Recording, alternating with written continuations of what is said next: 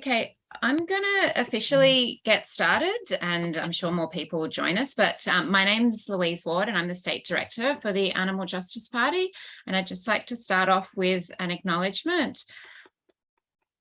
So I like to acknowledge the Gadigal people of the Eora Nation and acknowledge them as traditional custodians of the country that I'm speaking from today.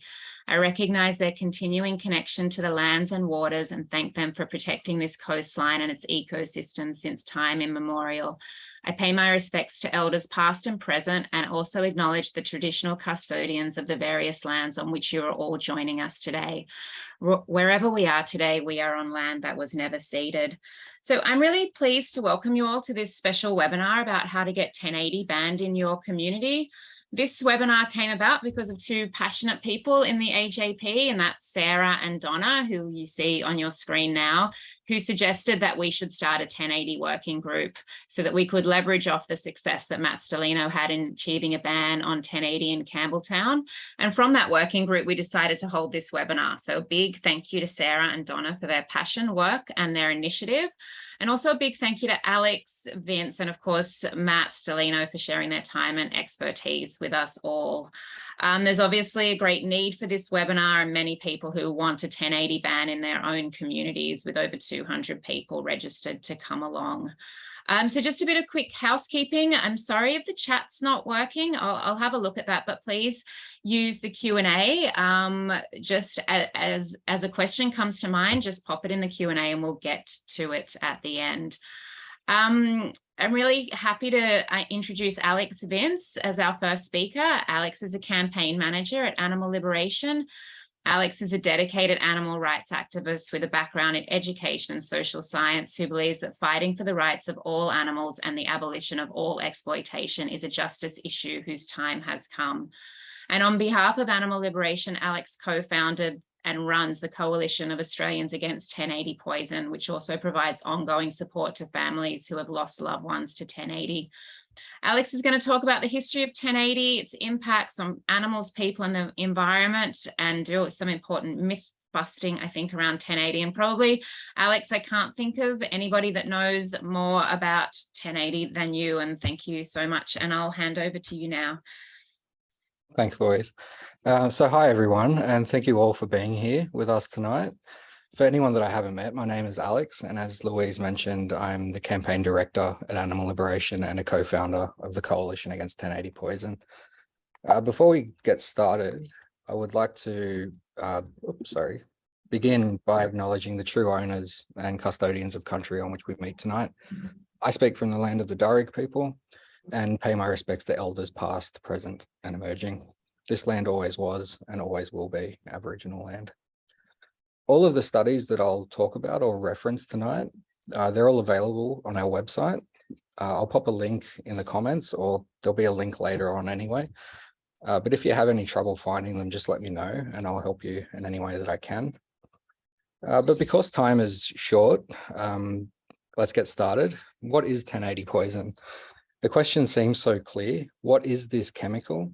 What does it do? And why are we here tonight to talk about it? But at the same time, because it has such far-reaching consequences, it's difficult to know where to begin. Like many infamous things, 1080 poison goes by several names. Its correct chemical name is sodium monofluoroacetate, but it's more commonly known simply as 1080. And the name 1080 refers to the fact that it was the 1080th chemical trialed by scientists in World War II. It's white, odorless, and tasteless. This makes it especially dangerous because victims can ingest it without knowing. There is no known antidote, so it is a death sentence. It's listed in the most toxic category by the World Health Organization, and it's considered a chemical of national security concern by American authorities because it could potentially be used as a weapon of terror. Since 2001, 1080 has been documented in more than 3% of known chemical terror attacks. And 1080 is lethal to all warm-blooded animals, including us. It causes organ failure and death, and victims suffer for many hours, sometimes days, before they inevitably die. So these are some pretty grim and terrifying facts, but they're also factors that have led some people to make some pretty strong claims against it. This quote is taken from a paper presented at a conference on lethal control. It states that when 1080 was first used in the 1940s in America, it was hailed as a miracle and a wonder. But only a few decades later, it was denounced as one of the worst evils ever perpetrated by modern science. So how did we get here? How did Australia become one of the few countries in the world that still permits this poison past its borders? 1080 is used in every state and territory of Australia. It targets introduced and native species alike. It's commonly laid on the ground or dropped out of helicopters. And since it was first used, it's been implicated in many non-target deaths. And to give you a bit of an insight into just how dangerous this stuff is, this table shows the estimated number of animals who died in just 4 months in the early 1950s, not long after 1080 was first used. Nearly 500 sheep, over 100 kangaroos, and an unspecified large number of birds were found dead after a 1080 baiting program. So Australia's chemical addiction to 1080 poison is relatively recent. It all began in August 1950 when Tasmania's chief veterinary officer, a man by the name of Keith Meldrum, applied for permission to import it. At the time, they were explicitly aware of the danger both to people and to other animals. But because they wanted to kill as many animals, primarily rabbits, as possible, they saw the danger as an advantage. And fast forward a little over a year later, and 1080 is imported for the first time in our history. 2 pounds, less than a kilogram, arrived in Hobart in November 1951. Shortly after that, 20 rabbits were experimented on so authorities could determine their lethal dose, or LD50, which is a measurement referring to the amount required to kill 50% of tested animals. 3 months later, in February 1952, field trials started in Tasmania. Our early programs exclusively targeted rabbits, so they tested baits made of apples, carrots, jam, and even sugar. Later trials tested these against each other to determine which killed the most rabbits. And they didn't care about the consequences. They needed to kill as many rabbits as they could. So they invented mechanical carts that laid baits automatically. Some of these are still on display in museums today. And despite the fact that 90% of the baits were taken in the second trial, there were few reported deaths. So even though there were signs that 1080 wasn't the silver bullet that we're still told that it is today, the chief vet requested a quote for 100 pounds 3 months later. And a month after that request for a quote to import 100 pounds of 1080 poison was made, 200 pounds were ordered. But this plan was nixed by the next month by the Commonwealth Customs Office, who issued a permit for a fraction of that amount, for 15 pounds. And that arrived in February of the next year. Today, Australia uses 440 pounds or 200 kilograms of 1080 poison every single year. And there's a reason why so much more is used today. In the 1950s, it cost over $350 to import a single pound of 1080 poison to Australia. Today, it costs less than a cup of coffee, between 40 cents and $1 to bait an entire hectare of land with 1080 poison. So we use a lot more today than we did in the past. Here's how much was used in 2019 in New South Wales. Over 57,000 baits were dropped over nearly 5,000 kilometres, and that's a lot. But there was even more to come the following year, when nearly 9,000 kilometres were baited with nearly 200,000 baits. And that's an increase of over 200% from one year to the next. So we know that 1080 was first used to kill rabbits. Today, it's still used to kill rabbits, plus 7 other species. In total, there are 4 native and 4 introduced species that are targeted. So these are the 8 species directly targeted with 1080 poison: rabbits, dingoes, foxes, cats, possums, wallabies, and pademelons. And this is a basic map of where they are targeted. And the key takeaway here is that Tasmania is the only place where native marsupials are targeted with 1080. Dingoes, foxes, pigs, and rabbits are targeted in every other state and territory, while Queensland and Western Australia are the only states where it's currently legal to kill cats with 1080. So now we know who we are told is being killed when 1080 is used. Let's look at who dies as collateral damage during those programs. So non-target species are any species who are not explicit targets. So that means any species other than those that we just listed. And they can be native or domestic animals. And though there are many, many more, these are some of the species recent studies have shown are at risk when 1080 is used. So some of these, such as the antechinus, are endangered. Others, like the green catbird, are vulnerable. And that leads us to our first myth. This is that native species are somehow immune to the impacts of 1080 poison. It's one of the most prevalent myths that we hear, but it's not based on sound science. The genus of the plants this myth is based on is called Gastrolobium. They're a flowering producing plant that naturally produced the chemical used in 1080 baits. So scientists think they developed this as a resistance to herbivores who eat their leaves or their peas. So this myth implies that 1080 is also somehow natural, but it isn't. Saying so is like arguing that the baits are sprinkled with crushed up leaves or implanted with peas.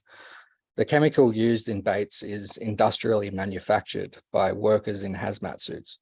It's synthetic and it couldn't be further from natural. But the plants this myth is based on are typically only found in limited parts of Western Australia. And it's thought that over time, this exposure has led some species to develop a higher tolerance than some others. But the plants that are found in Northern Australia produce far lower concentrations, and the plants are almost entirely absent from Eastern Australia. So this means that animals in these areas didn't evolve in the presence of the plants that state governments often rely on when they claim that 1080 won't harm them. Today, we know that the regional variation in their evolutionary exposure to these plants has caused significant differences in their sensitivity to 1080 poison. Some species in Southern Australia are over 3 times more sensitive to 1080 than the same species are in Western Australia. And marsupial herbivores in Eastern Australia are over 100 times more sensitive than they are in Western Australia. And to make matters much worse, there is strong evidence that the target species do not actually take the baits. This goes against another myth that 1080 is target specific. One study found that of all baits dropped during a program, only 1 were taken by the target species, in this case, dingoes. The rest were taken by ants, birds, cats, lizards, even kangaroos. So when that data is extrapolated, this means that for every bait taken by a dingo, 84 were taken by non-target animals. And in another study, it found that 99% of all baits were taken by non-target species. A single native animal, the quokka, was responsible for taking nearly half of them, while the intended victims, foxes, ate only 1. So 1080 is simply not working. And when we remember that 1080 is lethal to all warm-blooded animals, from earthworms to wedge-tailed eagles, these statistics are terrifying to say the least. But it gets worse still. The victims of 1080 remain toxic after they die. This means that any other animal who scavenges their corpse is killed too. So this makes it a food chain killer because it continues killing long after the first victim dies. And despite this, it isn't even a legal requirement in most states, including New South Wales, to collect the toxic corpses after a baiting program ends. So now we have a basic understanding of what 1080 is, who is targeted with it, and who's killed as collateral damage. Let's look at what that actually means for its victims. Common symptoms of 1080 include anxiety, frenzied behavior, hypersensitivity, vomiting, uncontrollable urination or defecation, convulsions, fitting and seizures, hemorrhaging and bleeding, and difficulty breathing. Other symptoms that have been reported to the coalition by families who have lost loved ones to 1080 include howling, barking, running in circles, and leg paddling.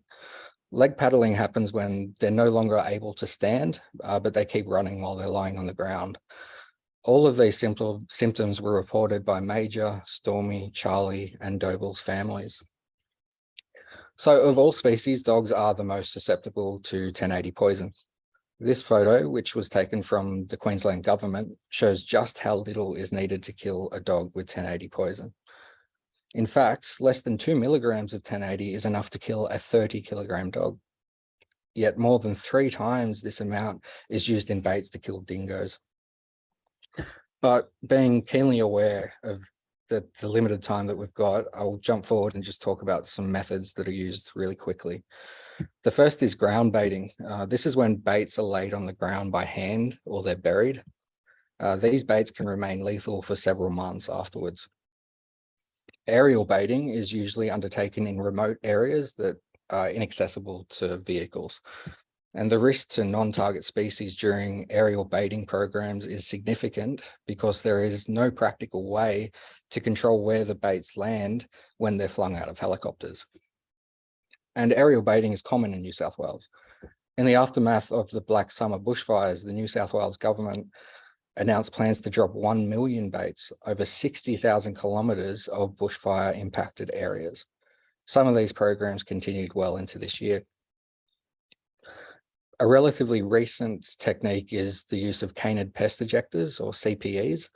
They're mechanical devices that are partially buried, leaving only a baited lure exposed that contains a capsule of 1080 poison. CPEs were modelled on American devices known as coyote getters, or M44s. And that little GIF there shows you how they work. It's basically a spring-loaded bolt gun that shoots the capsule of poison directly into the mouths of animals who try to remove the meat that's stuck on the top. In America, there has been at least one case of a child who was hospitalized, nearly died, after mistaking one of these devices for a water sprinkler. Finally, there are toxic Trojan baits. These are experimental programs that involve surgically inserting 1080 capsules into living animals. Examples include the Polaris project and recent experiments involving bilbies. Fortunately, I don't really have much time to go into those, but there's more info on our website if you're interested. Now we know how it's used and who it kills. Let's turn to the big question. Is 1080 humane? The short answer, which you may have already guessed, is no. It's not humane. It causes unspeakable and irreversible suffering. So to put that into perspective, here's an eyewitness account of what it's like to watch a fox die from 1080 poisoning. It was sent to the coalition with the subject, "This is something my husband will never forget." It goes on to say that he was driving and pulled over to see a fox standing on the side of the road. The fox was foaming blood and what looked to be bile out of their mouth. It was all over the ground in front of them. And like it does so many people who witness the torture that 1080 poison is, they will never forget the way the fox looked into their eyes. But it can take anywhere from 2 to 22 days for an animal to die after ingesting 1080. During this time, they endure prolonged suffering that vets have compared to being endlessly electrocuted. In 2007, an RSPCA scientist published this paper. It concluded, after looking at all of the evidence, unsurprisingly, that 1080 should not be considered a humane poison, and that there is an urgent need for research into alternatives. Now, I'm not going to talk about that because Sarah will be covering that a little bit later. But it is quite clear that 1080 is not humane, and in fact, it is an animal welfare crisis. So if there is ever anything that I can do or we can do to help you or your community, please feel free to reach out and get in touch. And if you want to check out the references on these slides, they're available via that link there. Thank you all so much for being here again. Thanks, Alex. That was, it's horrifying, isn't it? I mean, I know this is like the $64 million question, but what, you know, it's cheap. It's claimed to be effective when we know it's not. But, you know, what is the reason that like, in your opinion, like, what is the main reason that Australia continues to use 1080 when so many other countries around the world don't use it? I mean, I know that's a pretty tricky question. I think it is the cheapness, because it is so cheap. I mean, 40 cents to bait an entire hectare, that's ridiculous. But it's also, you know, the fact that there are so many myths that are used to prop it up that are basically, you know, supporting it going forward, which is why nights like this are so important. Yeah, it was so great that you covered the native animals, because that's one of the main myths around that, oh, but it doesn't impact native animals. So yeah, and thank you for sharing that and all of your references. It's so good to have that kind of quality of information. Thanks. Thank you. I can share those slides as well if anyone's interested in having them for later. Yeah, that would be great, because we'll send out the recording and we'll send out everybody's presentations as well. Yep. Donna, I might hand over to you now. Donna has been with the Animal Justice Party for quite a few years now. She's started off as our regional group leader for Sydney Southwest Group and played a pretty instrumental role in helping get Matt Stellino elected to council, and has since taken on a campaign role, so mainly working on 1080 and also Campbelltown's koalas. And I love the way Donna kind of sees an opportunity and kind of grabs hold of that and be like, well, we need to be able to get this information out to other councils. So she put together this amazing presentation and kind of 1080 campaign pack that she'll share with everybody now. Thanks, Donna. Thanks, Louise, and thanks, Alex. That's it's hard to hear that sort of information you're sharing there, but I guess it needs to be out there. So appreciate your time coming on board today. So this pack has been put together to support people that need to know more, or who are going to be presenting to councils to try and get the ban through at a local government level. So we are slightly out of order because Matt will be coming on a bit later. So Matt will talk through how he got the motion passed at Campbelltown Council. But essentially, this is a toolkit for anyone else who will, take on part of this journey. So it's a working document. I think if we waited until it was finished, we'd probably never publish it. So I think we're at the point now where we will share it with people, make it available to people, maybe via the regional groups, Louise. But feel free, if there's anything that you think should be included, or you have questions about what's in this particular document, just drop your comments or questions into the chat and we can cover those off. And it's something we need to take away and do and add to the pack, we can certainly do that as well. So a lot of what's in here, I guess, has been covered by Alex. He obviously goes into, much more detail. But this is just really to get, people educated on 1080, the AJP's part in, trying to get those bans enforced. As we talked about earlier, Sarah will go through the alternatives, but it really is just that, a toolkit. So from an AJP perspective, at this point in time, the objective is to ban all use and sale of 1080 in New South Wales, and to support and promote alternative measures. Now, what we've included here, so it is banned in the Blue Mountains and in Campbelltown as well. So what we've done as a reference point is included documents that we used in getting these things passed in these two council areas. So if anyone's preparing that for their own council area, it saves you reinventing the wheel, because obviously we've got a lot of this information here. And this is just a snapshot, but we could share some of those documents in their original form as well. So the Blue Mountains, that was passed in February last year. And then, of course, in August this year, we had Matt present this at Campbelltown Council, and you can see there some of the media that we used once that was passed. But you can also see on the left-hand side there the wording that Matt put in place to present to council as well. Now, these are just snapshots, not really that easy to read, but what we will add to this is the actual links to these, media articles. What we just wanted to show with this is, it has been reported on, there's information out there, is, just not Alex and his group and AJP reporting on this, there's lots of other stuff happening out there in media land, talking about the effects of 1080. Now, on this page here, we've actually included a video. So we have put, I guess, a warning on this because it is quite graphic. So it's not something that we would launch straight into the video without that warning, because it's not easy to watch, to be fair. But, in some cases, maybe people need to see the video to really understand the impacts. I think that certainly puts it, into perspective. But again, it does come with that warning.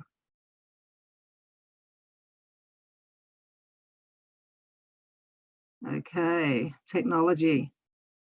Here we go. Just some more there.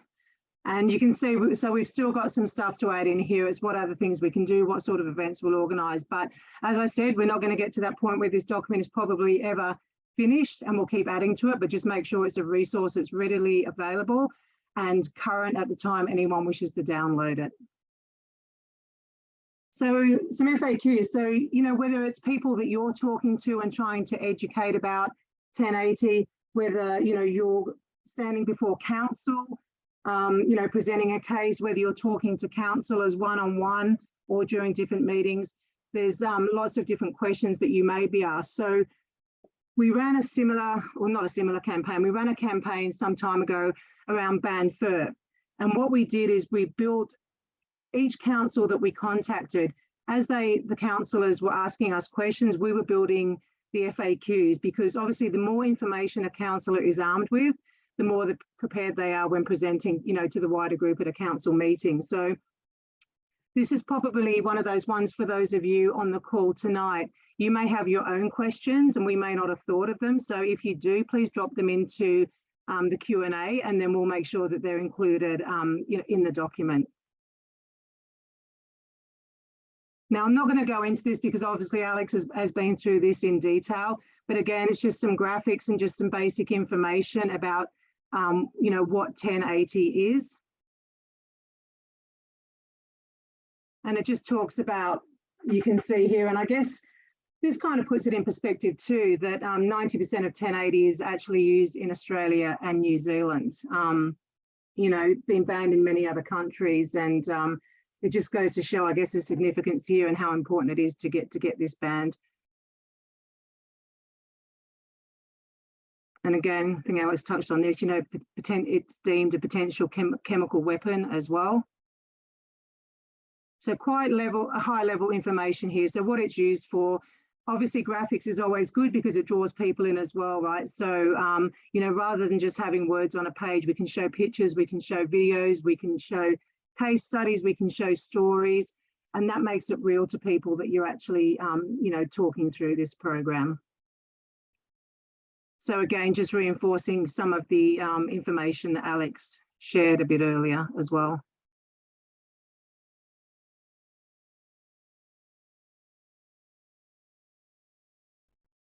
And again, and these were some case studies that were sent in to us as well. So as hard as it is to read or see some of these, again, I think it's, you know, what really sort of drives the messaging home to people as well. So you can have the high level, what it does, you know, how it works, you know, who's impacted. But I think when you start seeing, you know, pictures, and particularly, I guess, with companion animals, because, you know, often people can relate more to companion animals because most people have them.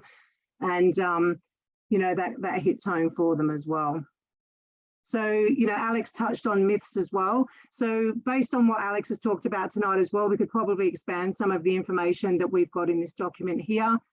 And then what we've included at the end here is just some reference points. So, you know, there's a number of organisations out there, including Alex, you know, where we can get additional information or advice from. So it's around having, I guess, that, you know, the basic level of information or education ourselves, but knowing that we have absolute experts in the field that we can draw on where we need to. So as this pack gets released to people, we'll have Matt talking through how he presented and got the notice passed at Campbelltown Council. You know, this document is something that can be used, and we did the very same thing with banned fur. And I actually sat down with a councillor and went through this, and this was a document she could then take with her, you know, to the other councillors in her group as well. So again, please drop any questions you may have, any feedback you have, because we will certainly take it all on board. So that's it in a nutshell. I guess it's probably a little bit quicker than I thought I was going to be, because, you know, Alex obviously had a very in-depth discussion and his was really informative. But we'll continue to build, as I said, and make this document readily available for people. Thanks heaps, Donna. And what council is your next kind of, I know you've got plans to start approaching other councils, so which is the next one that you think you'll go to? The next one, from a Southwest Sydney perspective, will be, I think, Liverpool. So they were really open in terms of the Banned Fur campaign. So we've actually got, I guess, a touch point in there too. And there's also someone that we work with locally who has contacts within Liverpool Council too. So we found they're quite approachable and quite engaging.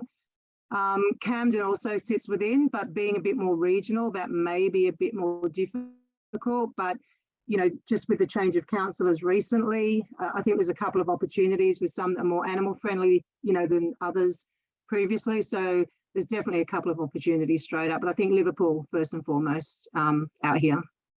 And would your top tip be for people in an area to do a little bit of research on each of the councillors, perhaps? Maybe like look at the minutes, see how they've voted on things, but review the local media and try and pick an animal friendly person to approach first? Yeah, so obviously a lot of these things take, you know, they clog up timelines on, you know, Instagram, Twitter, Facebook, but you can often get a lot of good information. You can see you know, what they're supporting or posts, you know, they're liking or commenting on, and that you can draw information out that way, because sometimes it's not so obvious in what they're posting themselves, but what you see them supporting. And just, you know, for example, with Camden, something came up a while ago on Facebook and one of the councillors had posted their support. So automatically you see, okay, well, there's, you know, they're publicly posting this, so that they're showing their support for an, you know, animal welfare issue. So it gives you that, you know, that tie in there, and I guess the foot in the door, really. Yeah, great. Thank you so much. And we'll share the link to that presentation, and we'll also share some sample petitions and sample letters and things like that people can use. Thanks so much, Donna. Sarah, I'm gonna hand over to you. So Sarah is our Deputy Regional Group Leader on the Central Coast, and she's been really playing a pivotal role in getting the local group active and organising many protests for koalas, for kangaroos, against shark nets. And Sarah was the initial one that was very eager to get a 1080 working group set up. And I know you've done some work with the council and done a lot of research now on some alternatives. So I hand over to you, Sarah. Well, thank you so much. Thank you everybody for coming.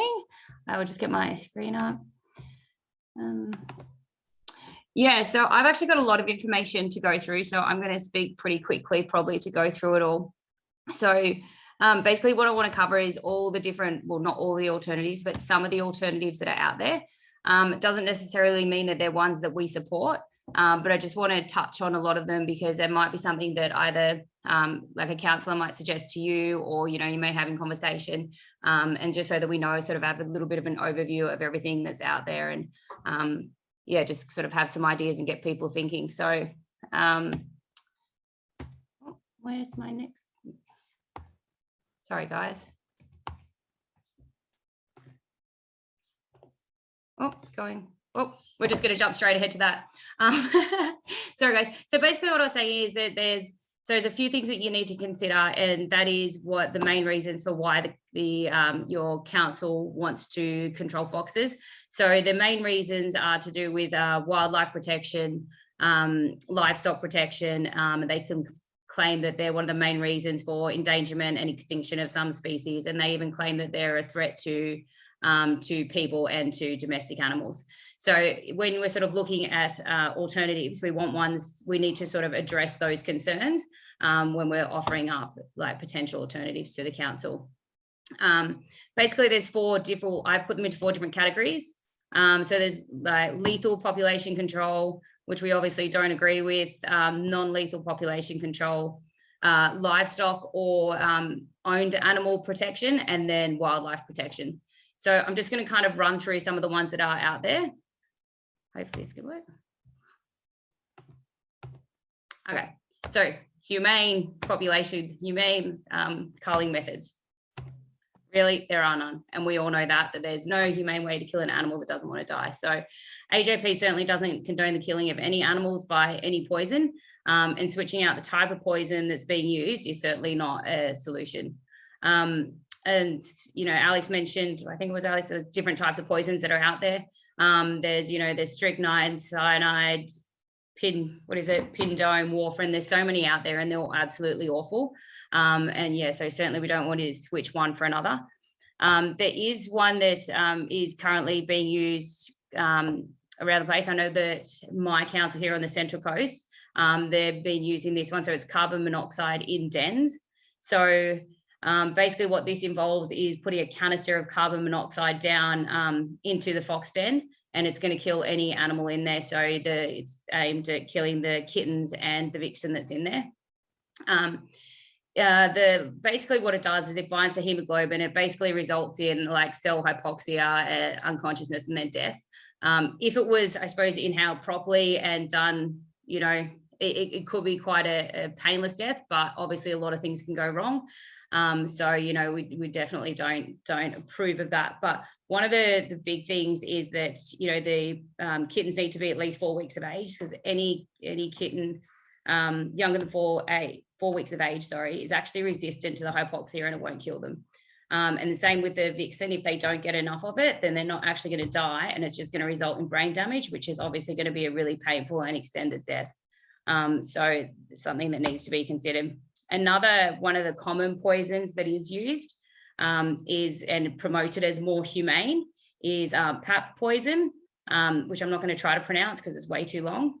But it is actually registered for use with foxes with a similar kind of, I suppose, symptoms as the carbon monoxide, where it leads to like cell hypoxia, unconsciousness, and death. And so, yeah, that's how they sort of get away with saying that it's humane. But much like the 1080, so it's not specific to foxes in any way. So any animal that ingests it is going to be affected by it.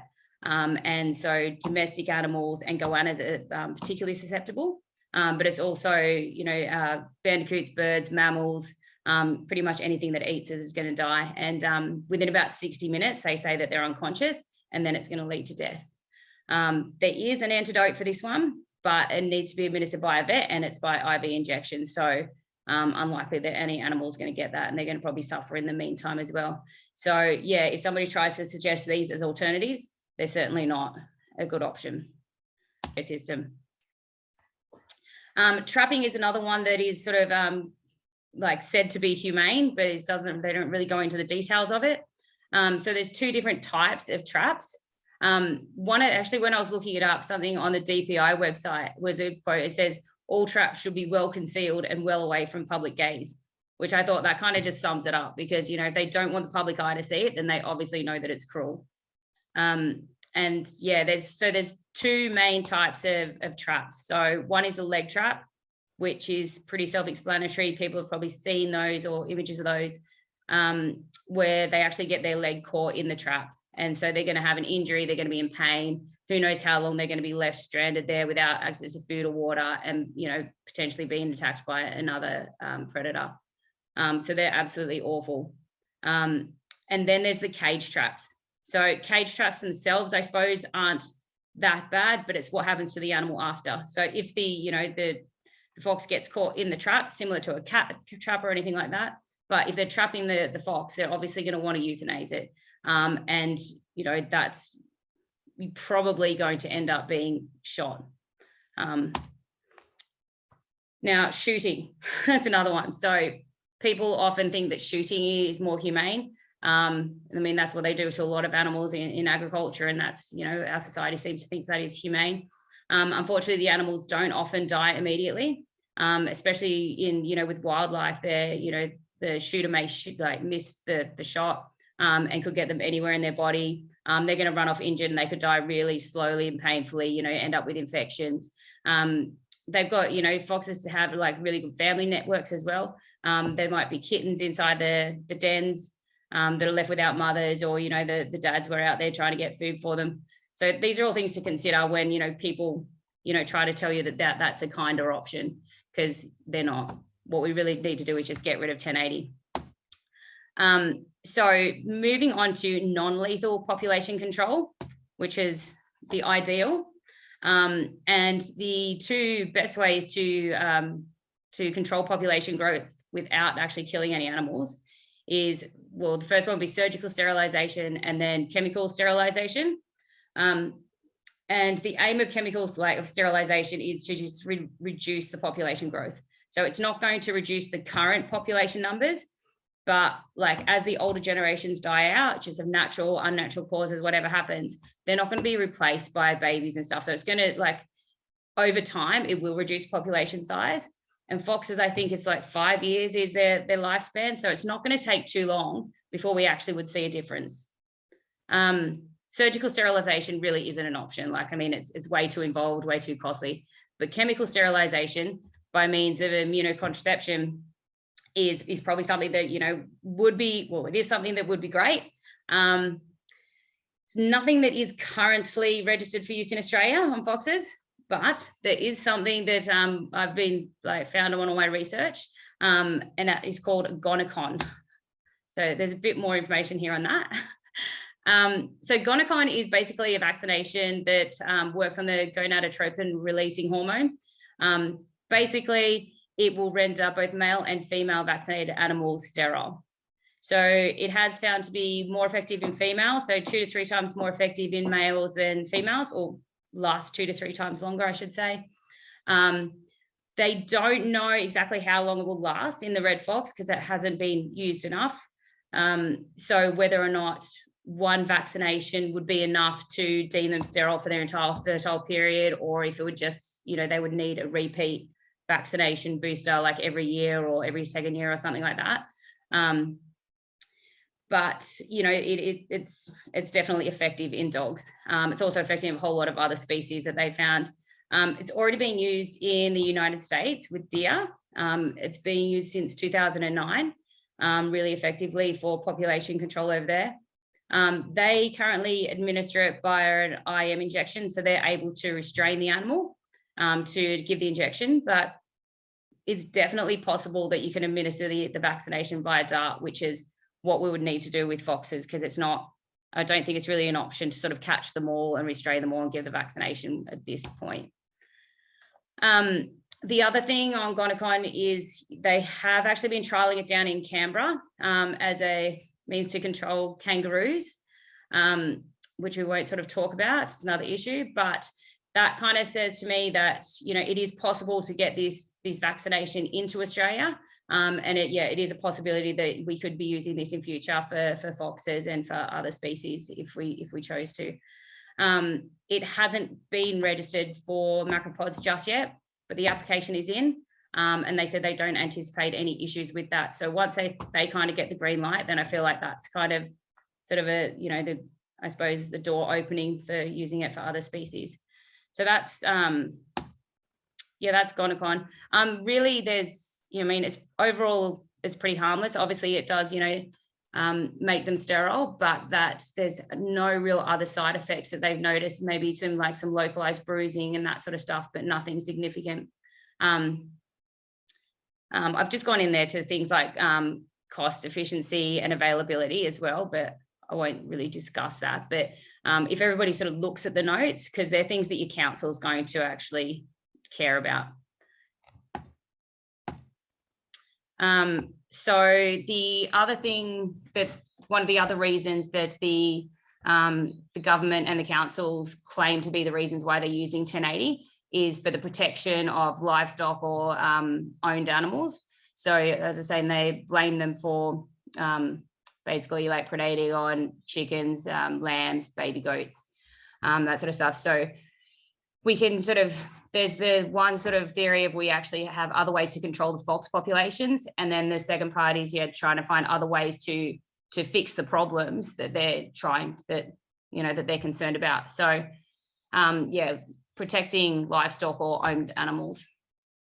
One of the easiest ones, so guardian animals, like alpacas, donkeys, and dogs, they're pretty much instinctively protective of, any animals that they're put with. So, if you just have you had a herd of sheep, for instance, and you have an alpaca there, they just instinctively hang out with them. If there's a fox that comes in, they will try to sort of chase them down.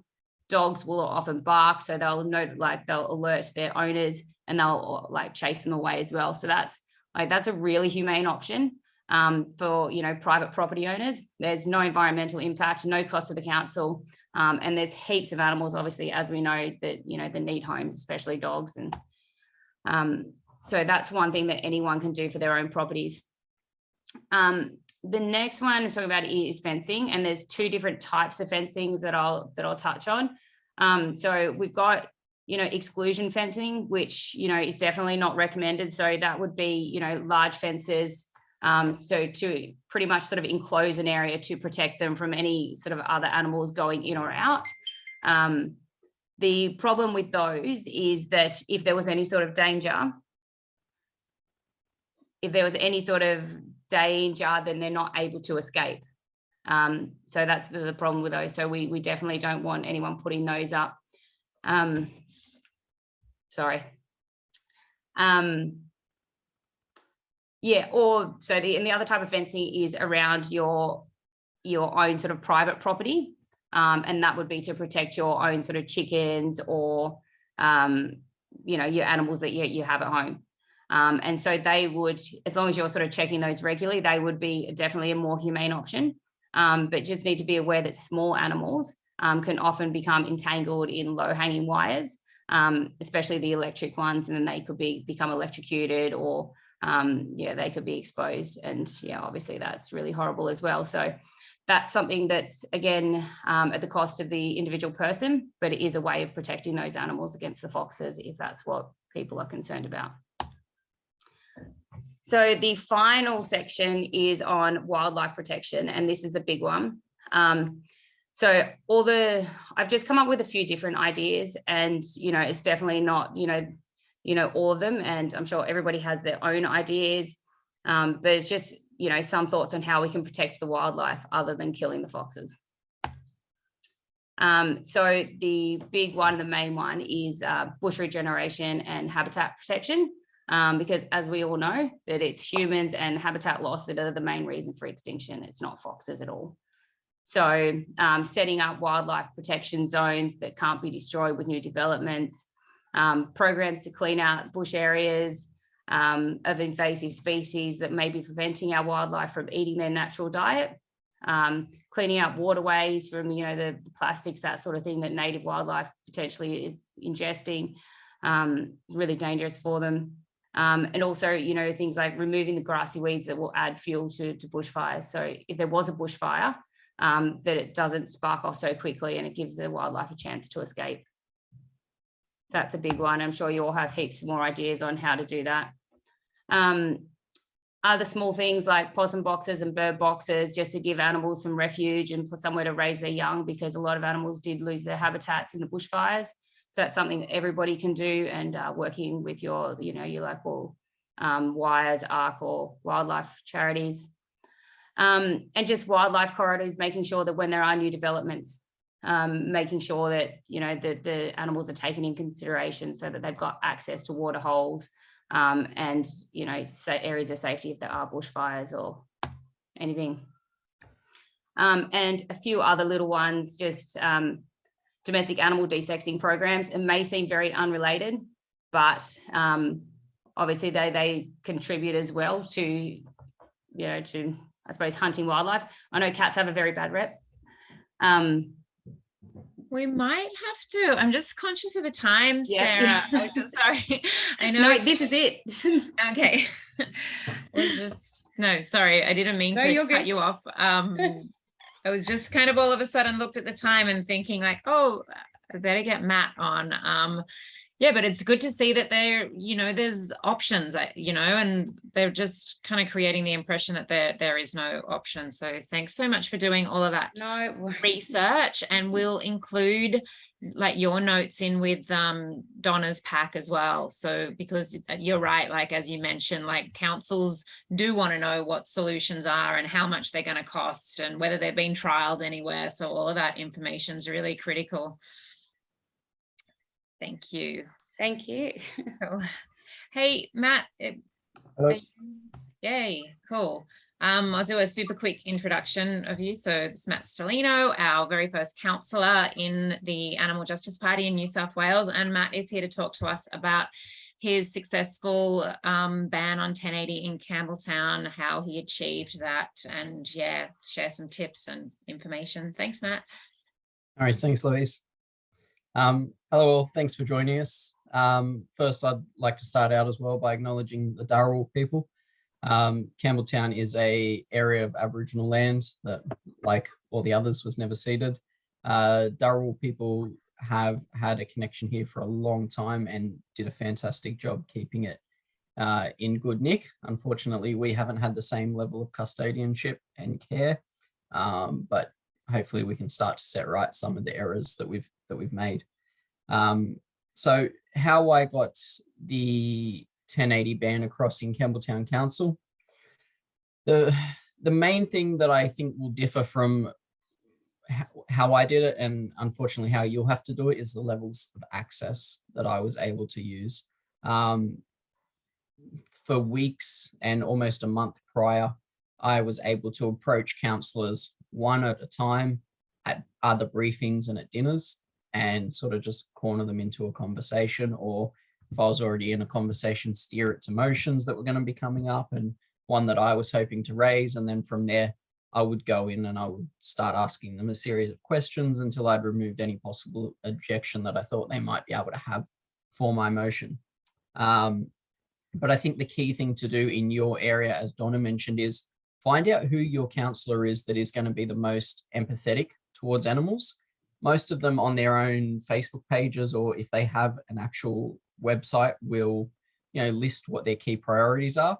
And if you really, really get stuck, every council has their councillors listed on their website and has their phone numbers. You could just ring one and say, hey, listen, I'm just a community member. I'd like to speak to whichever councillor you think would be the best person I could speak to regarding animal issues. Most of the animal people on councils have a reputation that is known by their fellow councillors, so they should be able to point you in the right direction. From there, once you've identified your key ally, the first thing you want to do is ask them to seek a report, finding out how much 1080 is used. So they can do this one of two ways. They can either stand up in chambers and call for a report on it, which puts it on the public record, or they can go and approach, either their general manager of that council or the mayor and ask them to sort of just get the information for them.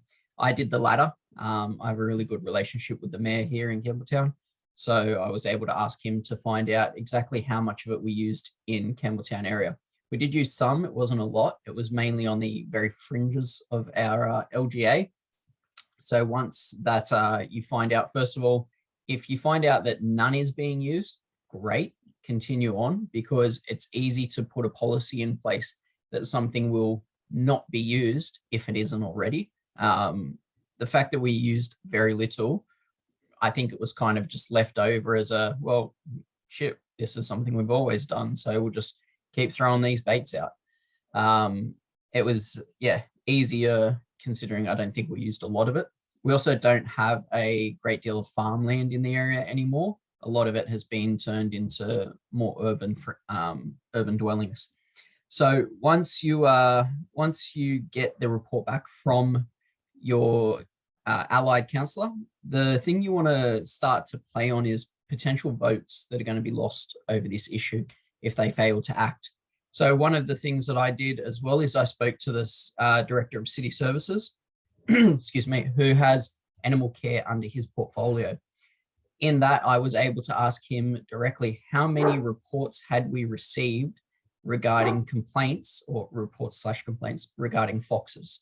So armed with that information, I was able, in my conversations with other councillors, to say, in the past year, the animal care facility has received 2 calls about foxes. So really, we're putting the residents and their companion animals at risk, and votes as well. I tied it back to votes for them, for two people who decided to ring up about a fox. So a lot of community members really don't care if they see a fox. It brightens some of their days. So to be out there killing them, one, is going to lose you votes from some members of the community. So, but going out there and risking their dogs while you're trying to kill that fox is going to cost you votes from another sector of the community. Very, very few will want you to have a pro-killing policy. So once I'd phrased it like that, I was able to sort of start the conversation. What I did during my discussions with all of them is I asked them if they'd be willing to watch a video. I had obviously described only very mildly because I wanted the video to do the talking, that I thought 1080 was one of the most putrid things as humans we'd ever concocted. And when they say, oh, why? I say, well, it's very hard to describe. Let me just show you. Would you be okay with watching a video for 2 minutes? It is of a dog who has received the minimum lethal dose of 1080. That video is available on YouTube. So I was able to just pull it up on my phone and sit there with them and sort of watch their expressions as they watched that video. It obviously showed everything that Alex talked about, the leg running, the frothing, the howling, the barking, the confusion. And once the video had concluded, I just focused that conversation around domestic animals, because ultimately that's what the majority of the residents in your council area are going to have and have an attachment to. So the first thing I did when the video ended, the very first thing I did was I asked the councillor who was viewing the video to acknowledge the suffering that was present in the animal the dog in this case, the suffering present in the dog as a result of the 1080. So they could just tie that together. Even though it was evident, I wanted them to verbally tie it together. Once they had acknowledged the suffering, I knew obviously as well, through having spent 12 months with these people now, who of them have dogs. So for the 8 out of the 15, I was able to ask the question directly, what if this was your dog? How would you feel? If you were out walking on one of our glorious trails in Campbelltown and you took your eyes off your dog for even a moment and boom, picked up a bait, or your dog got out of the yard somehow and spent the night wandering through the bush, or a day or 2 or 3 days, it's going to get hungry. Oh, there's something I can eat. No, it's a 1080 bait. You find your dog a day or 2 later and you essentially find either their carcass or you find them in the final stages of that poisoning. How would you feel? Once I'd had them sort of really in that state of despair that I was looking to get them into, I asked them if they thought that any resident in the area should lose their dog in such a manner. Once I'd got a no, the confirmation answer that I was looking for, I asked them, would it matter then if that dog didn't have a human? So moved it now into wild animals. And once they said no, I started to build that line of questioning that I was looking for, which was, it doesn't matter what their ownership status is. It matters that they should not suffer like this as a result of this poison. So once I'd asked them, would you like your dog to die like this? Should any resident's dog die like this? Should an unowned dog die like this? The next question I asked them was, would it matter if this dog was a fox? Because ultimately they suffer the same way. And so if we focus the conversation on the suffering and the fact that it is wrong, then I was able to get a no commitment from that as well, which was really good.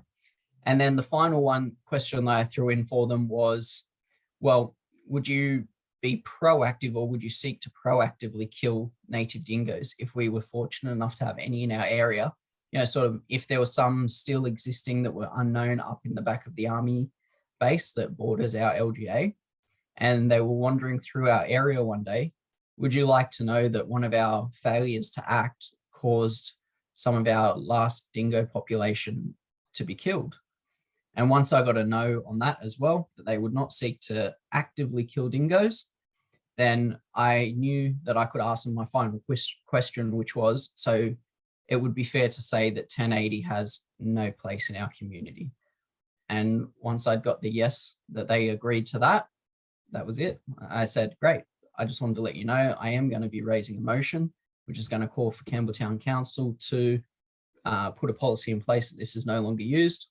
I then gave them background information that I'd spoke to the mayor. I'd got reports on how much of it we used, where we used it, and essentially what species we're trying to target. And there weren't, in fact, other than, it might help control fox populations, to which it was very easy to say, well, the army base there is huge. Really, any that we might be controlling are just going to if there's a void left by a poisoning from 1080, then the foxes from the base the following season are just going to fill that exact same space. So it's not going to be an effective means, and we are going to risk, residents' companion animals during that same window without any gain. So yeah, I gave them that background information, told them I was bringing it, told them I'd done all the research in the background. If they had any other questions between now and the time I brought it, feel free to ask me. And yeah, once I'd gone around and got the support I needed, I'd spoke personally with 13 out of the 15 councillors. The other 2 I didn't get a chance to speak to, but there's a contagion effect in chambers. When you see the votes going around the chamber of yes, yes, yes, yes, yes, yes, yes, sometimes councillors will just vote yes on it. Either because they see you and they know that, okay, well, you're a knowledgeable person on this subject and you've built a reputation of trustworthiness or of level-headedness, which I feel I have in Campbelltown, then they'll vote yes on it. And sometimes they'll vote yes on it just to build political capital. So, other councillors that you might be looking to have pass this motion for you might have political capital that they're willing to leverage, even if someone might not agree with them or agree with that motion straight out. So that's they're my pointers. I hope they're helpful. If anyone has any, one other thing is, when you are speaking with the councillors, the most important thing to understand is they're just regular people. Don't be afraid of them. Some of them are not that intelligent, I promise you. And the rest of them are just 9-to-5 workers that somehow found themselves there. But a key question you can ask them is, especially if they're a Liberal or Labor Party member, is, will you take this to your caucus meeting? So if you've got a buy-in off them as an individual, say they're a Labor member who's a part of a majority Labor council, which actually the best thing you can probably do is target the animal councillor from whoever holds the majority. It will be far easier to get that motion up. If it's an independent and it's a hostile council of 10, that independent might not have the numbers they need. But if it's a council of 10 and Labor have 7 seats, find your best Labor councillor would be my advice. And same, if it's a Liberal councillor of 10 and Liberal have 7, find your best Liberal councillor. Don't think that just because the party they belong to, that as an individual, they won't be passionate about the issue. Once you've got their buy-in, ask if they will take it to caucus, which is their essentially party room meeting that they do before a council meeting, where they will have discussions about what are we going to do about this one and how are we going to vote on that one, and etc. They're not binding meetings. They can, on a personal basis, vote how they feel on a conscious level. But most of the time, if they're good party members, they'll follow the party line. So get them to, be willing to take it to their caucus and ask them to keep you in the loop on how it goes. That would be, the best thing you could do. And that's everything I have, but I'm happy to answer questions if time permits and if anyone has any. If not, I'll hand back over to Louise. Thank you. That was amazing, Matt. I think, I don't know, the way that you do engage with your councillors, and obviously you use all your skills that you've developed over years of outreaching as well to, connect with them in a way. And that's really powerful and really great information. And especially, targeting the majority party at each council is great information. Donna, I think we'll write up some extra stuff into the pack based on, I've taken lots of notes. We might even use video of you in the pack, Matt. I should have put my AJP shirt on. We are slightly over time, but there's still quite a few people here that must not mind that it's over time. People are free to leave whenever they want. So maybe we will go through a couple of questions. Alex, I reckon this one's for you from your presentation. You mentioned that it impacts all warm-blooded animals, but then there was also the reptiles and the lizards killed by 1080, so it impacts lizards as well? Yes, that was a quote. It should have been in quotation marks, but okay. I'll go back and change that. From, as I said, earthworms to eagles, everything. Cool. Somebody's asking, this one might be for you, Matt. What kind of poison is in the rat poison container boxes that you see all over the city and you see in various places? Do they also kill second and third ingesters of the first animal? I wouldn't be able to speak for every single box, but I would say that second generation anticoagulants have been, moved up to be the industry standard. They're generally cheaper. They're the most readily available. So, if they're the most readily available at Bunnings, that's because Bunnings sees that they're probably the most sought after item on both a consumer level and also from a trade level. Like Bunnings tries to target that retail and trade part of the market. So I would suggest that they're probably second generation ones. So they would more than likely, more than likely affect second and third victims on the food web. Thank you. Catherine's in Hume Council in Vic, and they're going ahead with a 1080 meeting this Sunday talking about targeting rabbits. Yeah, so you're keen to get this information. I can send you this information tomorrow, Catherine, and maybe also send Donna's email and maybe Donna can answer any questions you've got. And Marguerite's put a message that she's been fighting against this for over 45 years. Thank you so much, Marguerite, for all the work that you've done. Yeah, we've got, okay. Because we've got one from Christine, because the baits last for some time and 1080 kills plants as well, is there also an argument against 1080 based on its impact on the environment? So Alex, do you want to take that one? Yeah, I'm not sure of anything to do with killing plants, though I'm sure it's likely.